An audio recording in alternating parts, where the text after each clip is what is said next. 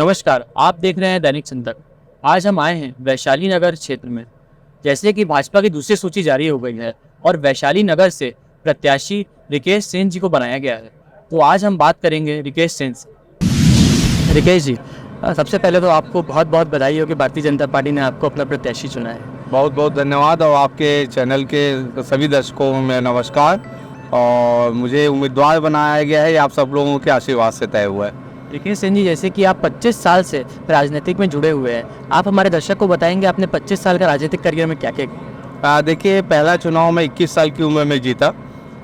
जब मेरी आयु थी 21 वर्ष, पूरे भारतवर्ष में कम उम्र का मैं पार्षद बना। उसके बाद ये पार्षद की यात्रा चलती गई और लगातार अलग अलग वार्ड बदल बदल के मैंने 5 बार जो है मैंने चुनाव जीता है। और उसके बाद अब मुझे संगठन में भी 2 महत्वपूर्ण पद मिले। मुझे नेता विपक्ष के रूप में चुना गया और साथ में अभी मैं प्रदेश ओबीसी मंत्री संगठन में दायित्व है मेरा।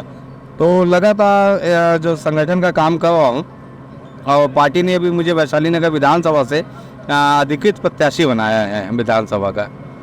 जैसे कि भारतीय जनता पार्टी ने आपको प्रत्याशी बनाया है, आप पहली बार विधानसभा चुनाव लड़ने जा रहे हैं, आपको कैसा महसूस हो रहा है और आप जनता के लिए क्या क्या करेंगे? देखिए, पार्षद चुनाव तो एक मोहल्ले का चुनाव होता है, एक वार्ड का चुनाव होता है, लेकिन ये विधानसभा तो 37 वार्डों का है, बहुत बड़ा वार्ड है। पब्लिक के बीच में जाना है, खाना नाश्ता और सोने का तो कोई ठिकाना नहीं है। लेकिन फिर भी जनमानस को अपनी योजनाओं को बताना है कि हम क्या कर सकते हैं, क्या हमारी प्राथमिकताएं होगी। तो और जब पहली बार घोषणा हुई टिकट की, तो मुझे तो यकीन ही नहीं हुआ कि मैं वैशाली नगर विधानसभा का प्रत्याशी बन गया हूँ। अप्रत्याशित चीज़ थी ये, तो खुशी से आंख में आंसू भी थे कि एक सामान्य वर्ग का, एक सामान्य गरीब परिवार का बेटा जो है कैसे इस पद तक पहुंच सकता है। तो थोड़ा आश्चर्य भी था, लेकिन अब धीरे धीरे लोग जो मिलते आए, सब ने कहा कि हम आपके साथ हैं, तो एक ताकत, एक एनर्जी आ गई।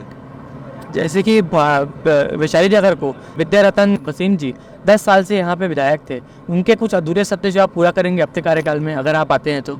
निश्चित रूप से क्योंकि कांग्रेस की सरकार होने की वजह से हमारे विधायक, क्योंकि भारतीय जनता पार्टी से थे, स्वर्गीय विद्या रतन वसीम जी, उनके कामों को रोका जाता था।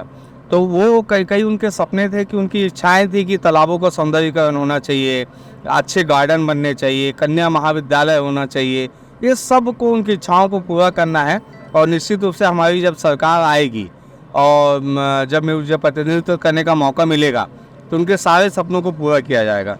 रिकेश भाई, जैसे कि प्रदेश में कांग्रेस की सरकार है, सरकार की कुछ नीतियां हैं, जैसे गोबर वाली हो गई और किसान न्याय योजना है, उस बारे में आपका क्या कहना है? देखिए, कहीं कोई किसान को कोई जो है न्याय नहीं मिला है।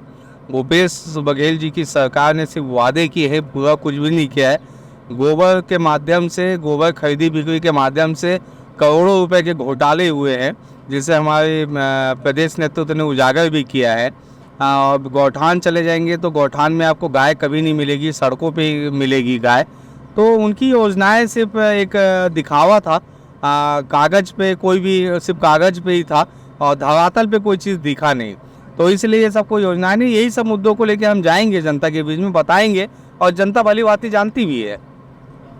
जैसे कि अभी नगर निगम में अपने कांग्रेस की सरकार है, अगर आपकी सरकार जैसे बनती है यहाँ पे, तो आप जनता और मतदाताओं के लिए क्या क्या करेंगे? बहुत सी प्राथमिकता है। वैशाली नगर विधानसभा को सुंदर बनाना है, स्वच्छ बनाना है और बहुत ऐसे नए काम करने हैं जिससे इस वैशाली नगर विधानसभा की योजनाएं जो हो उसको पूरा किया जा सके। बहुत सी प्राथमिकता है, जैसे मैंने बताया, कन्या महाविद्यालय हो, मूलभूत सुविधाएं, सड़क, नाली, पानी की आज भी किल्लत है। आज भी कभी कई घरों तक हमको टैंकर पहुंचाना पड़ता है।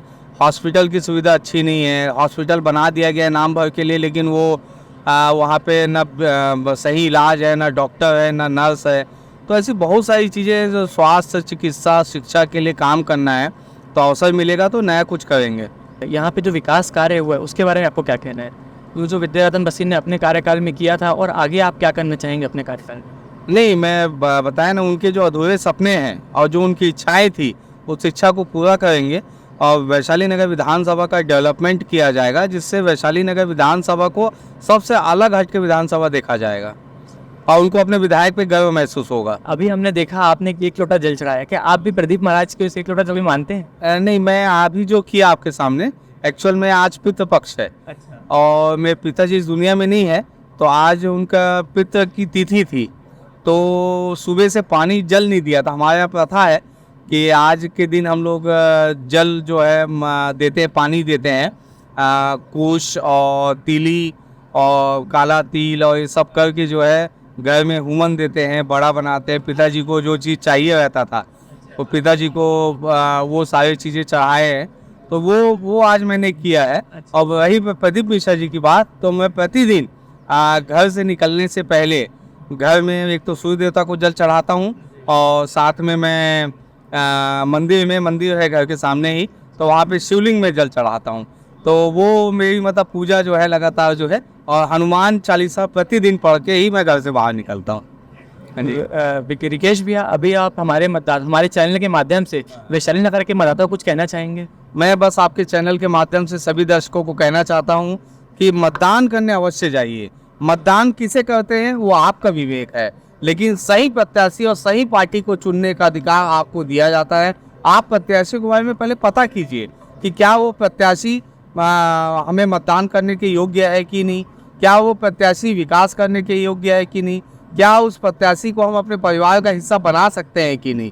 आपको बहुत सारे मापदंड के साथ मतदान करने निकलना पड़ेगा, क्योंकि ये आपके शहर का सवाल है, आपके गली का सवाल है, आपके मोहल्ले का सवाल है, आपके प्रदेश का सवाल है। इसलिए सही पार्टी को आप मतदान कीजिए जो पार्टी विकास करती है। ये विवेक मैं आपके ऊपर छोड़ता हूँ। जैसे यहाँ पे लगातार 10 वर्षों से भारतीय जनता पार्टी की सरकार थी, मतलब 2 चुनाव में लगातार विद्यारत्न भसीन जी की सरकार आई है। हाँ। अब तीसरा ये हैट्रिक वाला चांस रहेगा, तो इसमें आपकी सरकार हैट्रिक मारेगी, और अगर मारेगी तो कितने वोटों से आपकी जीतने की? नहीं, हमारी तो हैट्रिक हम मार चुके हैं। 15 साल की सरकार थी, 15 साल की सरकार थी। और इस बार जो है, क्योंकि एक बार उस समय ऐसा था कि लगातार गवर्नमेंट हो गई, तो लोगों को लगा कि एक बार बदलना चाहिए। लेकिन इस बार जो है 5 साल कैसे कटे हैं तो आम जनमानस के, वो आम जनमानस ही समझ सकता है।